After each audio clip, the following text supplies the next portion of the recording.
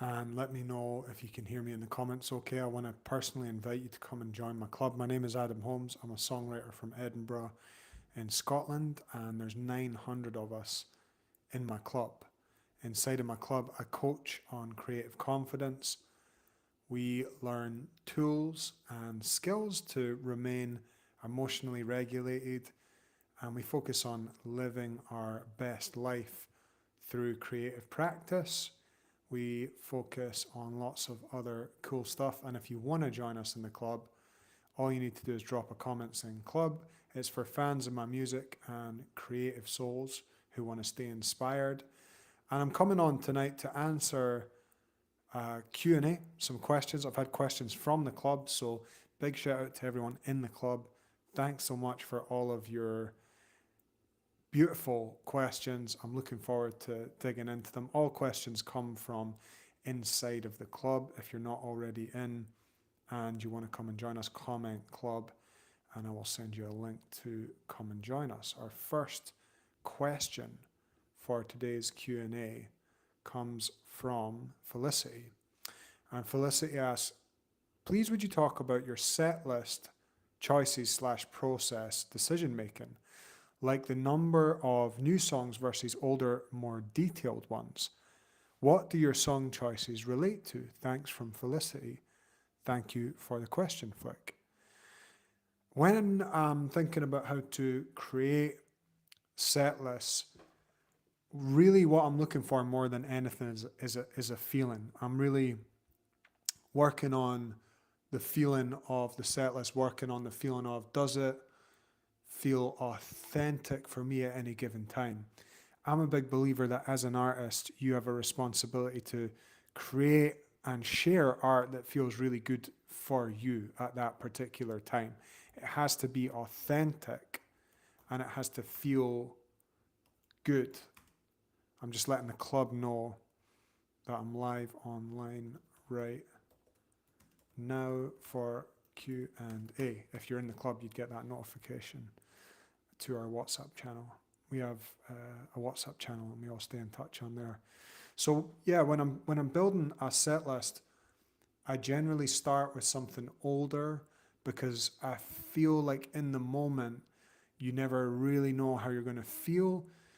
It's one thing to perform well when you have no nerves and you're in your house and you're just playing and there's no stakes, but it's another thing when you are emotionally a little bit jacked and you've got the adrenaline going and you've got a million different things you're thinking about, like tuning your guitar, chatting to the crowd, making sure you've got your set list, etc. So I tend to start with a couple of things that I feel really confident about, that feel really strong, and then I tend to, let's say, first 10% stuff I'm really into, second 20%, 30%, I kind of bring in some new stuff.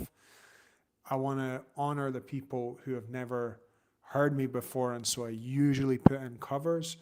I usually want to connect to the people who have never heard me, and I feel like the easiest way of doing that is to offer a few covers. So I'll sing things like Wild Mountain Time or Go Lassie Go because I know that everyone kind of knows them, and it feels nice to share older stuff as well. Flick also asks, maybe also tips on relating to emotional regulation, dealing with performance anxiety, nerves in public, practical strategies. Well, quite honestly, I suffered for a decade plus with just feeling awful and putting myself out there. There's a brilliant joke from Chris Rock, the comedian, where he says at a funeral, people would rather be in the casket than up on the stage giving some kind of speech, which is, it's a joke, but actually statistically it's true. People fear public speaking more than they fear dying, which is insane, but it's true. So what do you do about that? Well, what I would recommend is, number one, just be really kind to yourself because you're trying to do something that most people can't do or most people choose not to do. Really what you want to do is work on making your capacity greater in life. You want to expand your capacity. I'm someone who I never used to be able to do public speaking. I never used to be able to sit in front of a room full of people. And it's something that I worked on and something that I developed. And the one piece of advice that I would give is just get comfortable feeling bad. Because if you're willing to feel bad, then you can do anything. And don't make feeling bad mean that you've not done the thing. I see this happen a lot. I used to do this myself. I'd go out, do public speaking, feel like I was going to die, and I didn't. But then I would sort of beat myself up about how I'd felt. I don't know if anyone can relate to that. What I'd recommend is do your bit, get yourself out there, talk, and be as eloquent as you can, but also give yourself grace because you're trying your best. Barry from the club asks, how to stay creative when no one listens to your music? And how do I direct them in my direction without sounding desperate? I love this question. Well, really, to be a songwriter, to be any kind of artist whatsoever, what you have to do is develop a kind of blind faith. You have to be willing to stick at it for a long time, even when you don't have a bunch of evidence to support that you have an audience out there ready for you, waiting to hear your music.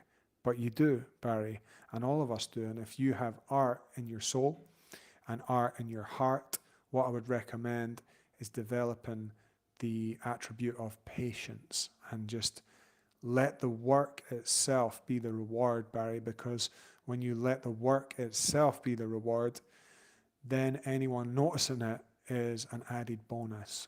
I was singing in pubs, I was posting videos no one saw for a long, long time. I was busking on the street and not making any money for a long, long, long time. So the way I would frame this quite simply is give yourself 10 years. If you've not been actively, and when I say 10 years, I mean actively putting yourself into the arena for 10 years consistently, then you've just not done enough yet.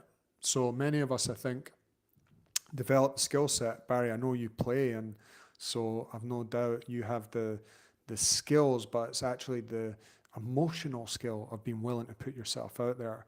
And once you've done that for 10 years, it'll be easy. It'll be easier anyway.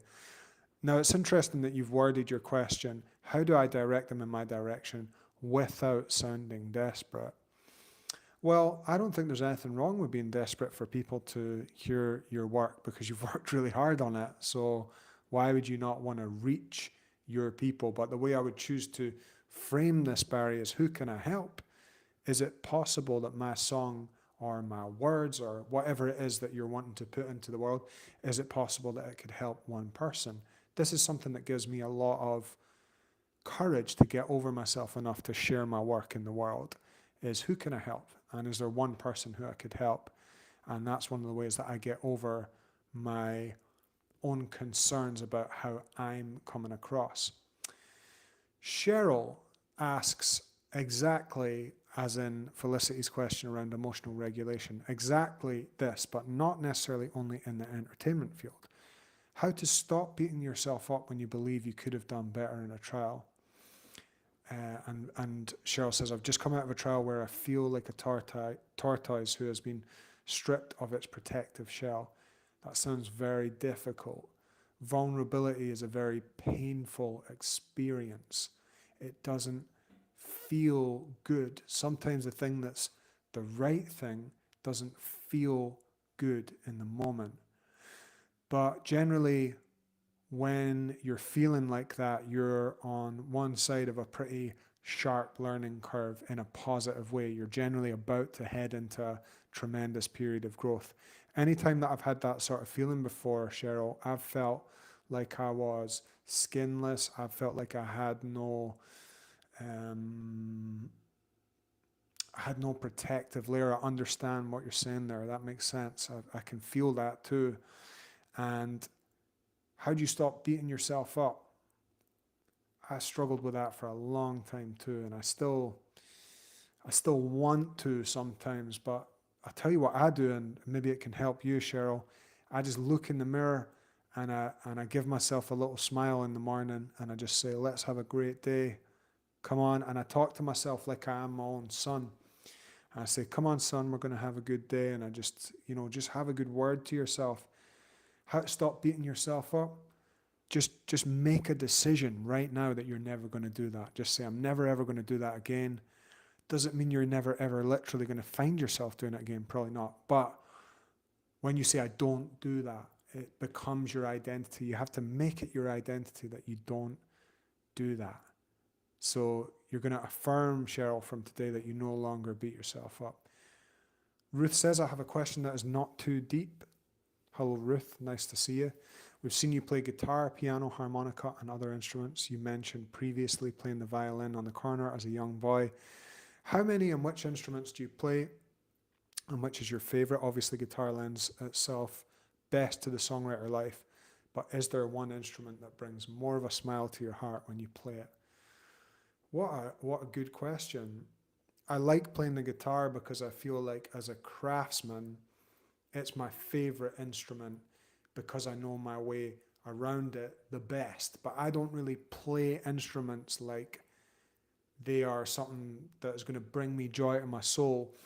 I have instruments in the same way as I would have a hammer or a chisel or some glue or some sandpaper. To me, they're tools to get the job done, and the job is emotional connection.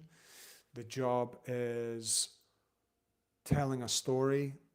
The job is authenticity. And so, for example, as someone who's performed for 15 years with some of the highest level performers you could think of and made a living solely out of music for a long time, my guitar is a relatively inexpensive guitar. It costs £700. I think that's about $800 or $900 for those of you in the States. And it's not an amazing guitar, but for me, it's great. It does what I need it to do. So I really just focus on the work, because I think if you get caught up in the gear and caught up in how can I buy this or use these strings or what pick do I use or is that guitar the best or that guitar the best, what inevitably happens is you end up just not doing the work. And the best thing about being a creative person and being a songwriter, as I am, is making stuff. And so I don't have any one particular instrument which brings me a specific kind of joy, but they all bring me different kinds of joy. Jen recently got an Indian harmonium, which is like a little accordion style thing, which you just hand pump and you play keys, and it's beautiful. It's an absolutely beautiful noise. Great for ideas. I'm enjoying that right now. Guitar, I love on the right day. A guitar is just an awesome, just a simple guitar. 3 chords and the truth. Rachel asks, overcoming fear of sharing your gift with others. So maybe along the lines of building more confidence. Yeah, the thing is unlearning. The thing, Rachel, isn't learning stuff. By the way, all these questions are from the club. If anyone wants to ask questions in the next Q&A or support me, support my daughter, it's $2 to come and join the club. Get over yourself, come and join us, Comment Club, and I'll send you a link. Yeah, the thing is, Rachel, what I think you need to focus on is just giving yourself permission. And the way that I'm able to give myself permission to do things is, well, we're all going to die. You know, everybody's going to die. Everyone you know, we're all headed to that place, and we're here for what is a relatively short space of time. And so, what you have to do while you're here is just make stuff, not because there's some external force out there that's going to come and tell you you're good enough, you're worthy, wow, you did a great job. Rather, just because you want to make something, like the same way that a caveman bangs a stone, you know, to try and make a structure or what, it's like that. Just make stuff. And overcoming your fear of sharing your gift with others is an interesting way of putting it. So why would you be afraid to share a gift? It's a beautiful thing. If you've got art in your heart, if you've got art in your soul, if you feel like you've got something that you want to say, it's your responsibility to get over yourself enough to share it. Definitely listen to all the Sunday catch-ups that I do every Sunday. That's basically what I talk about in every Sunday catch-up. Marianne asks, trying to learn piano. I get stuck at the same spot every time. Then I quit playing for weeks, months, and then I had to start all over again. How do I get the motivation to move past this point? Marianne, what I would recommend is make the first 90 minutes of your day that you do something on the piano. I'm not saying you have to play for 90 minutes, but whenever I've got something that I need to learn, something that I need to get better at, something that I need to grow with, what I personally do is I just prioritize doing that first in the day, doing 90 minutes first in the day. And I learned this technique from a brilliant coach called Robin Sharma. And he talked about use your first 90 minutes in order to create momentum, create energy for the rest of the day. And it truly is a very powerful and beautiful way of moving forward. So if you want to do anything, all you really want to do is get 1% better every day. And if you dedicate 60 to 90 minutes, first thing when your energy is good in the morning to some kind of practice, you will get 1% better every day. And if you do that for 3 months, you're nearly 100% better. You're double as good at something. And I think most people think that the difference in the world is between people who do some and people who do loads, right? It's actually not. It's between people who consistently do a bit and people who don't. So the real question for you, Marianne, is how do you bring that consistency in? And what I'm offering as a recommendation is that you do it first thing in the day before you have the opportunity to go back on your own desire. Because in the moment, it's going to be the last thing that you want to do. That's always the case. Anyway, guys, I hope you enjoyed today's Q&A. All questions are from the club. If anyone wants to... Rachel says, my son is watching. Can you give a hello to Julian? Hello, Julian. Hey, Sam. How's it going? Hello, everyone. Peg, fantastic. We'll look forward to welcoming you in the club. And Sandy says, most musicians say it takes 12 years working hard. Absolutely, 100%. Completely agree. Janet on YouTube says, I ask myself, what lesson can I learn from this experience? Absolutely, completely agree. All right, guys, I hope you enjoyed this Q&A.